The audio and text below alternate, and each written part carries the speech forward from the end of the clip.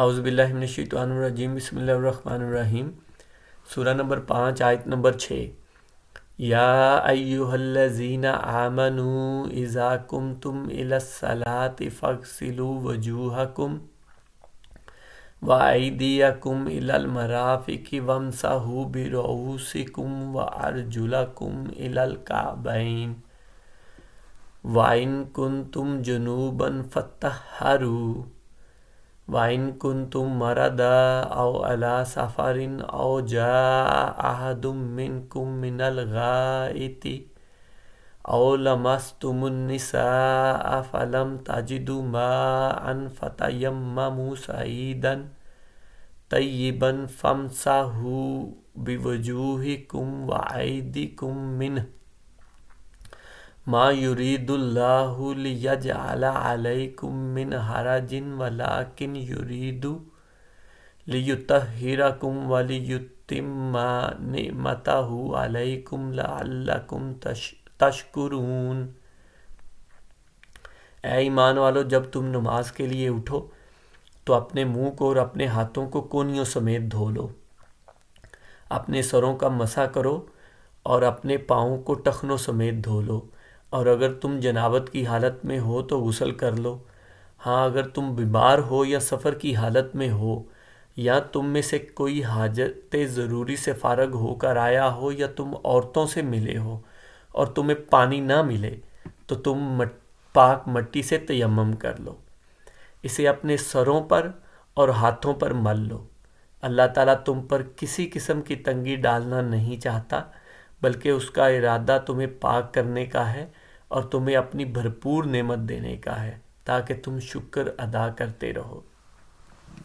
کافی لمبی آیت ہے لیکن یہ بڑی ضروری آیت بھی تھی۔ ہم نے قرآن پاک میں سے مختلف جو صورتیں تھیں نماز کے ٹاپک کے ریلیٹڈ، اس میں سے بہت ساری آیات ہم نے وہ دیکھیں جہاں ہم نے یہ دیکھا کہ نماز قائم کرنا، نماز پڑھنا اور نماز کے ساتھ زکوٰۃ دینا، یہ دونوں کا اکٹھا ذکر آیا ہے، لیکن اس میں مین بات جو ہے وہ نماز قائم کرنے کا اللہ پاک ہمیں بار بار حکم دے رہے ہیں، اور یہ سب سے ضروری چیز ہے۔ مطلب دین میں، ہمارے دین میں نماز ایمان کے بعد سب سے ضروری چیز نماز ہے، اور اعمال میں ایمان تو ہے کہ ایمان کی حد تک وہ چیز ہے، صرف ماننے کی حد تک، لیکن اعمال جو کرنے ہیں، ہم نے کچھ اعمال اپنے دین میں انٹر ہو کے کرنے ہیں، ان میں سب سے ضروری اور سب سے پہلی چیز وہ نماز ہی ہے، اور یہی سب سے ضروری چیز ہے، اور اسی کا ہی سب سے پہلے سوال بھی پوچھا جائے گا، کچھ احادیث میں ایسا بھی ہے۔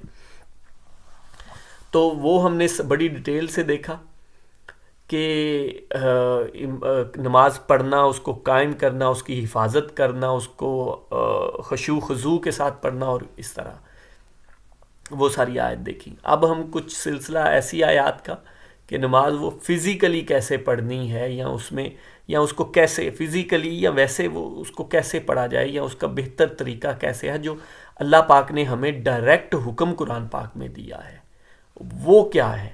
باقی ہمیں وہ ظاہری بات ہے، نماز اصل نماز پڑھنے کا طریقہ تو جو ہے وہ سنت سے ہی ملا ہے، اور وہ سنت سے بھی ایسے ملا ہے، اس پہ میں مزید کسی اور ویڈیو میں ڈیٹیل سے بات کروں گا، کیونکہ یہ آلریڈی آیت لمبی ہے تو ویڈیو بہت لمبی ہو جائے گی، لیکن جلدی سے وہ بتا دیتا ہوں کہ وہ ہمیں سنت سے ملا ہے، احادیث سے بھی نہیں، سنت سے ملا ہے۔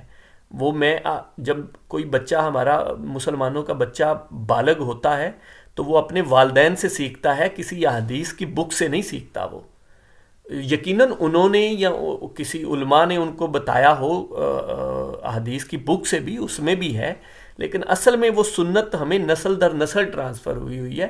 وہ بچہ جو ہے اپنے والدین سے سیکھتا ہے، انہوں نے اپنے والدین سے، انہوں نے اپنے والدین سے، اور ایسے ہی اگر جیسے ہم برِ صغیر میں ہیں یا اگر کوئی عرب ہیں تو وہ عرب تو ایسے ہی باپ سے آگے باپ، باپ سے باپ، دادا، آگے سے آگے، نسل در نسل وہ حضور پاک صلی اللہ علیہ وسلم تک پہنچ جاتا ہے۔ لیکن ہم برِ صغیر میں کیونکہ یہاں تو نہیں تھے نبی پاک صلی اللہ علیہ وسلم، تو یہاں پھر یہ ہے کہ باپ سے آگے آگے آگے، نسل در نسل، اور پھر جو یہاں پہ اسلام لے کے آئے جو کچھ لوگ، ان سے پھر وہ طریقہ سیکھا، اور وہ آگے وہی چین آگے حضور پاک صلی اللہ علیہ وسلم تک پہنچتی ہے۔ تو وہ ایک پوری نسل در نسل سنت کی ٹرانسفر کا ایک چین ہے، اس سے ہم سیکھتے ہیں. اور پھر ہمیں ہمارے ریٹن فارم میں بھی فقہ بھی موجود ہے، حدیث کی کتابیں بھی موجود ہیں، تو ان سے بھی گائیڈنس لیتے ہیں، ظاہری بات ہے. تو وہ ہم نے سیکھی تو ایسے. اور کیونکہ یہ نماز جو ہے نبی پاک صلی اللہ علیہ وسلم سے بھی پہلے رسولوں کی اور پہلی امتوں کی بھی یہی سنت ہے، وہ بھی پڑھتے تھے. یہ ہم انشاءاللہ اس پہ بہت زیادہ آیات ہم دیکھیں گے اس بات پہ بھی. تو یہ اسی طرح آگے سے آگے وہ ہوتی ہے. لیکن قرآن پاک میں اس کو پڑھنے کے جو مختلف کچھ اوقات بھی بتائے ہوئے ہیں، کچھ ٹائمنگز بھی بتائی ہوئی ہیں، اور کچھ کیسے پڑھنی چاہیے، یا کچھ اس طرح کی بھی آیات ہیں، تو آج سے ہم ان کو دیکھ رہے ہیں. اے ایمان والو، جب تم نماز کے لیے کھڑے ہو تو اپنے منہ کو اور اپنے ہاتھ کو کونیوں سمیت دھو لو، اپنے سروں کا مسح کرو اور اپنے پاؤں کو ٹخنوں سمیت دھو لو. تو یہ یاد رکھیں، یہ وضو کا طریقہ، وضو کے جو 4 فرائض ہیں نا، جو ضروری چیزیں ہیں، وہ یہ 4 بیان کر دی ہیں. باقی جو اس کے علاوہ ہم کرتے ہیں وہ انہی کی فروع ہے، وہ ہے چیز یہی، ان کو ہم سنت کہہ دیتے ہیں، لیکن وہ بھی اسی کو ہی اچھے مینز. یہاں تو کہا گیا ہے، سب سے پہلی بات تو یہ ہے کہ منہ کو، تو منہ کو اچھی طرح دھونے کے لیے ہمیں یہ طریقہ سکھایا گیا ہے کہ کلی بھی کر لو، ناک کو بھی صاف کر لو، وہ بھی منہ کا حصہ ہیں. تو وہ ہو گئیں 2 چیزیں. اور اگلی دیکھیں کہ ہاتھ کو کونیوں سمیت دھو لو. تو جو ہم پہلے ہاتھ دھوتے ہیں تو وہ اسی ہاتھ دھونے کا ہی حصہ ہے، لیکن یہ ہے کہ وہ پہلے اپنے ہاتھ ذرا صاف کر لیتے ہیں منہ دھونے سے پہلے، یا کلی کرنے سے پہلے، اور ناک میں ہاتھ ڈالنے یا منہ کو دھونے سے پہلے وہ ہاتھ وغیرہ دھو لیتے ہیں. تو وہ اسی کا ہی وہ پارٹ ہے. باقی اگلی چیز جو ہے، اس کے بعد ہم پہلے منہ دھو کے اچھے سے پھر کونیوں سمیت ہاتھ دھوتے ہیں، اور پھر سر کا مسح کرتے ہیں، اور اینڈ پہ پاؤں دھو لیتے ہیں. تو یہی وضو کا ایک جو طریقہ ہے، اور یہ قرآن پاک میں ایز اٹ از بیان ہو گیا ہے. وہی یہ 4 مین چیزیں ہیں، باقی اسی کی وہ فروع ہیں جن کو ہم سنتیں کہہ دیتے ہیں. اچھا، اور ظاہری بات ہے کہہ نہیں دیتے، وہ ہیں بھی سنتیں ہی، رسول اللہ صلی اللہ علیہ وسلم وہ کرتے ہوتے تھے. اچھا، اب اگلی بات سنیں. اور اگر تم جنابت کی حالت میں ہو تو غسل کر لو. یہ اب کہ نماز پڑھنے کے لیے اگر تو جنابت کی حالت میں نہیں ہو تو پھر تو اس سے پہلے والا حکم ہو گیا کہ وضو ہی کرو. لیکن اگر جنابت کی حالت میں ہو، مینز تمہارا اپنی بیوی سے ملاپ ہوا ہے، تو پھر غسل کرنا ضروری ہے. پھر غسل کر لو، اور پھر غسل ہی کافی ہے. پھر اس کے بعد وضو کرنا ضروری نہیں ہے، کر لو تو بہتر ہے. اس سے پہلے کر لو تو وہ بہت زیادہ، وہ تو بلکہ سنت ہے، تو وہ کر لو، وہ بھی بہتر ہے. لیکن غسل کر لیا ہے تو آپ پاک ہو، آپ نماز پڑھ سکتے ہو. اچھا ہاں، اب دیکھیں اور ایک ایکسیپشن آ گئی. ہاں، اگر تم بیمار ہو یا سفر کی حالت میں ہو، یا تم میں سے کوئی حاجت ضروری سے فارغ ہو کر آیا ہو، یا تم عورتوں سے ملے ہو اور تمہیں پانی نہ ملے. اب یہ وہ ساری وہی چیزیں ہیں. اگر یہ سب ہوں تو ہمیں پانی ہو تو وضو کرنا ہے، ٹھیک ہے. اور اگر یہ عورتوں سے مل کے آئے ہو، مینز جنابت کی ہو، تو غسل کرنا ہے. لیکن اگر پانی نہیں ہے تو پھر تو نہ وضو کر سکتے ہیں نہ غسل کر سکتے ہیں. تو اس سب کنڈیشن میں پھر کیا کرنا ہے؟ تمہیں پانی نہ ملے تو تم پاک مٹی سے تیمم کر لو. تو پھر اگر پانی نہیں ملتا تو تیمم کر لو. اور تیمم کا بھی آسان سا طریقہ بتا دیا گیا ہے کہ اس سے آگے پڑھیں، اسے اپنے چہروں پر اور ہاتھوں پر مل لو. کوئی مشکل نہیں ہے، پاک مٹی کہیں سے بھی ملے، یا اگر مٹی نہیں ہے، آپ ایسی جگہ پہ ہیں، یہ مٹی تو اس ہے، تو مطلب دوسری چیزیں بھی جو مٹی کی ہی بنی ہوتی ہیں، لیٹ سے اگر آپ کی جو دیوار ہے یہ بھی تو مٹی کی بنی ہے نا، تو یہ بھی ایک پاک مٹی ہے.